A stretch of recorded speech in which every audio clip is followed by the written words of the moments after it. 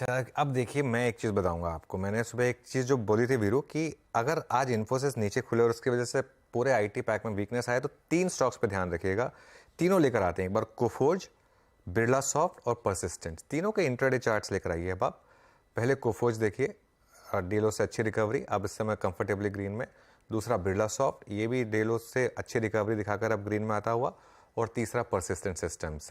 ये सिर्फ तीन स्टॉक मैंने किस लिए चुने थे, क्योंकि इन तीनों का ट्रैक रिकॉर्ड रहा है कि जब भी इन्फोसिस से टीसीएस के वजह से गिरते हैं तो उसके बाद इनमें अच्छी बाइंग आती है, क्योंकि इनके खुद के नंबर्स और जो ट्रेजेक्ट्री है वो पिछले कुछ टाइम से काफ़ी अच्छी रही है। तो ये एक और अप्रोच होती है मार्केट में, जब आप किसी एक नंबर की वजह से अगर आप पूरे सेक्टर को पनिश करते हैं तो उसमें आपको एक अपॉर्चुनिटी नॉर्मली मिलती है बाइंग करने की।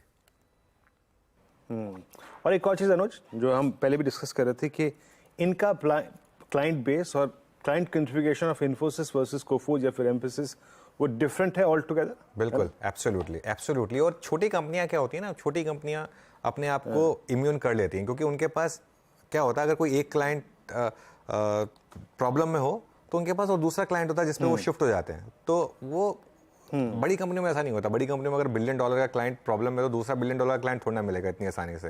लेकिन छोटी कंपनी में कोई एक $10 मिलियन का क्लाइंट प्रॉब्लम में है तो दूसरा $10 मिलियन का क्लाइंट उसमें शिफ्ट कर देंगे वो अपने वर्कफोर्स को। क्या तकलीफ है? तो ये एक एडवांटेज होता है जो मिड कैप आईटीज में होता है। जी हाँ, मिड कैप आईटी के तीन स्टॉक इस वक्त डे हाई की ट्रैजेक्टरी में। Look at Nifty. अब निफ्टी इसमें बहुत 100% चांसेस हैं कि शायद जा रहा है एक बार फिर से कल की लोवेस्ट ट्रैजेक्टरी को छूने के लिए।